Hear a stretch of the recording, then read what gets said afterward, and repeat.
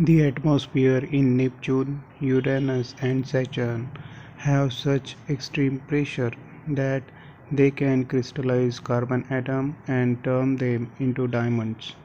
Researchers were able to create the correct condition in a lab to prove this occur on Neptune and Uranus.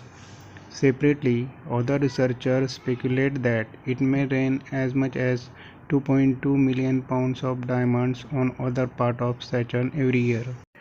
Neptune, Uranus और Saturn इन ग्रहों के atmosphere में इतना pressure होता है कि एटमॉस्फेयर में प्रेजेंट कार्बन एटम वो डायमंड में कन्वर्ट हो जाते हैं और वहाँ पे डायमंड की बरसात होती है। कुछ वैज्ञानिकों ने नेपच्यून और यूरेनस की कंडीशन लैब में बनाई थी और ये प्रूव किया था कि वहाँ पे डायमंड की बरसात होती है। कुछ वैज्ञानिकों के अनुसार सैटर्न पर हर साल 2.2 मिलियन पाउंड के डायमंड की वर्षा होती है।